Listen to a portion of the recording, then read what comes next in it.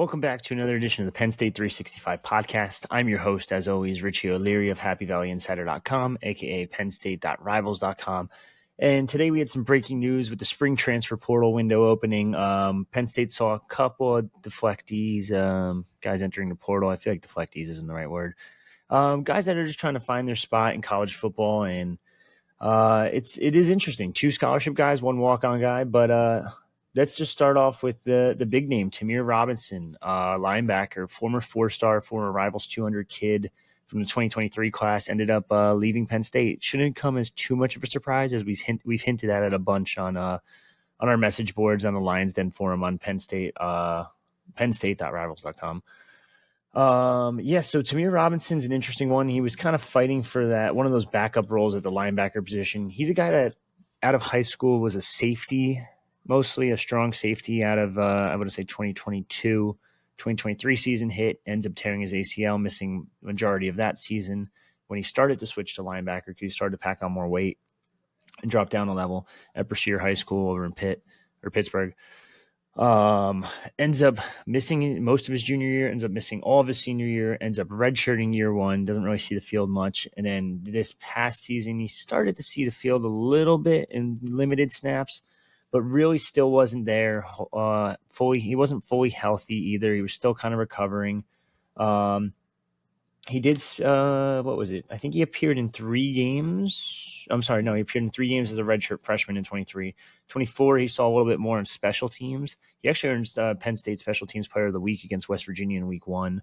Finished his 2024 redshirt freshman season with 11 tackles, 1.5 tackles for loss, and half a sack. Now he has 3 years to play elsewhere. Where does this kind of leave that linebacker room? Now you're going to start to look at the depth. We know why they wanted a linebacker in the first place, because they wanted someone that was a veteran, someone that can come in and plug and play and kind of fill in that middle linebacker spot. Now you're in a little bit of a predicament. Tony Rojas, missing spring, mind you, is pretty much locked in as a starter at the will. They're going to run a lot of 2 linebacker sets.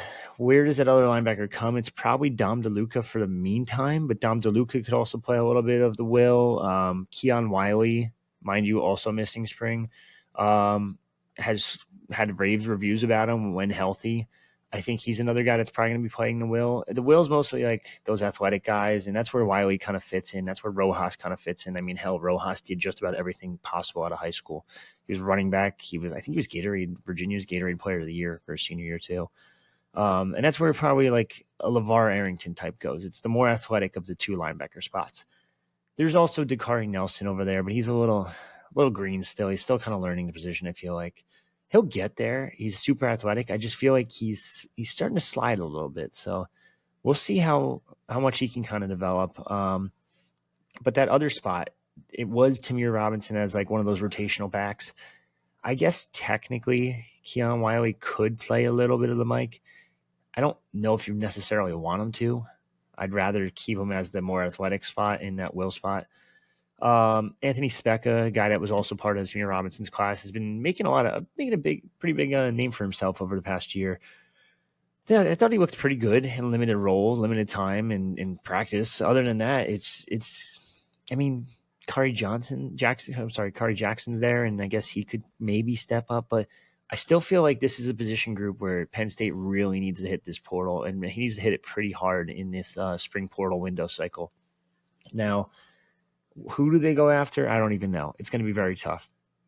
But I feel like a veteran presence here and a stopgap just to get some of these young guys ready would just pay off big time for Penn State, especially in a year where you should be competing for the national championship. You need to make sure everything is status quo, everything is right. You need to make sure you have depth at all these positions. So even if it's not a true solidified starter, even a veteran in this room with such a young group with Keon Wiley, he's been here a couple of years, I guess now, with LeVar Arrington, Dakari Nelson, Specca, Kari Jackson, Alex Tatch, and a couple other younger guys coming in. Like, they're just all young. Like, they're really young. I would love to see a veteran come in, kind of assume that role as not captain, so to speak, but like captain of that room.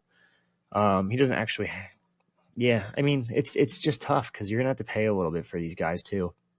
On top of it all, and we'll get to this, but they need to make room on the roster because it's probably going to drop down to 105 as soon as this rev sharing deal gets approved. So it is a little bit of a blow to lose Tamir Robinson. I do end up thinking he stays local. I wouldn't shock me if he ends up at Pitt. Wouldn't shock me if he's somewhere in the Northeast. I could see a Maryland reaching out. I could see maybe Syracuse. I don't know. That's a little bit of a weird spot. I don't really know where, because he wants to play, and I just don't know where he's going to go that he could play right away. I don't really know Syracuse's roster that well. Maryland's hit or miss. Sometimes they have good rosters. Sometimes they have bad rosters. Really tough to say what's going to happen. Pitt probably makes the most sense just because it's his hometown. It's down the street from his home, and it's right there. He could probably slide in there, I would assume, pretty easily too. He is athletic. Don't get me wrong. I know he's mostly a Mike, but he is very athletic for like a 230 pound linebacker, 6'2", 6'3". I think his upside's there. I mean, no question. Even with his senior injury / junior injury in high school, he was still able to be a top 190 kid in the country, which is insane. It's all there on tape. It just needs to get put together, and it needs to click, and you need the right linebackers coach to do that. Who's that? I don't know. Now, moving on to the other guy that Penn State ended up losing today is another 4-star from the 2024 class, though, and Jon Mitchell, cornerback out of Mandarin High School down in Florida. This one's not too shocking, I should say, just because they have so many corners on this team. I mean, you have like A.J. Harris and Elliott Washington who are going to start. You have Zion Tracy in the nickel. You have Davian Collins, who's been shining a lot. You have Kenny Wosley, who's going to have a role somewhere this year. We have Darius Dixon, who's on campus, and actually looks like he's going to play some snaps this season as a true freshman as well. He's been really strong in winter workouts too. So Jon Mitchell's just kind of fell down the depth chart, and it's a shame because I do think the potential's there. And again, I think this is another guy that, in the right situation with the right position coach, they can really unlock his potential, and he can be a really good player. The good news is that his teammate and former defensive back from Mandarin High School, Antoine Belgrave Shorter, still on campus, and it sounds like he's going to remain, at least for the time being. Losing Mitchell, though, doesn't really hurt the depth too much. He did play 6 games as a true freshman last year, 5 tackles, another special teams player of the game for Penn State this past season, just like Robinson, except he ended up getting special teams player of the game for the SMU game in the first round of the college football playoff. Oh, I'm sorry. He did end up redshirting technically because 4 games and then the college football playoffs don't count. So he did end up redshirting. He's going to have 4 years to play wherever he wants. He was a solid special teams guy with that speed, but you can always find special teams dudes out there. It's not really that hard. Now, this is what I was hinting at before. They need to get down to 105 scholarships with the new rev sharing plan. As of right now, before I forget, they also lost a walk-on linebacker in Beckham D to the portal. But that's not too surprising considering, like I said, they have to get down to 105 scholarships going forward. With the new rev sharing plan, it is going to go to 105 total ships. It's not 105 total players, not just scholarships, not just walk-ons, not combined. It's 105 total players. So a lot of schools, especially Power 4 schools, are going to go for the full 105 and just put it all on ship. Some are going to go 90 and put 15 on partial scholarships because you can do that now, and then a couple walk-ons maybe. But the limit is 105. So there's going to be some attrition here. You're going to see a lot of these walk-on names on here, and that's where guys are probably going to end up entering the portal. That's where like a Beckham D fits in. But right now, I mean, they still have to get rid of 21 more players before they can get down to that 105 number. And you have to figure out that they're also going to try to add players to via the portal this spring window. So we're probably going to have to get around 21, probably around 24, 25 guys total have to leave the team still before you can even start like adding guys. So it's going to be interesting to see how that plays out. We have the whole list right here on happyvalleyinsider.com. Check it out there. It's on our forums, on the Lions Den forum right here. Check that out. Number one source for all our information, all our scoop, everything else. Plenty of stuff going on there. But basically, that's it. So Tamir Robinson kind of hurts the linebacker depth a little bit. Would love to see a replacement there. I would love to see a veteran in that group, and I think they're going to look for a veteran in that group in this window. Defensive back, they don't really need one. Darius Dixon's been pretty solid as a true freshman. Darius Dixon, Davian Collins, Kenny Wosley. Jameer Joseph's going to be a guy, whether it be this year or next year. He's going to be a dude that you're going to see out there and you're going to hear a lot about. Xavier Thomas is a little bit on the smaller side, but he'll be a guy that's pretty fast. So there's just a lot of depth there at corner. And I didn't even mention A.J. Harris and Elliott Washington.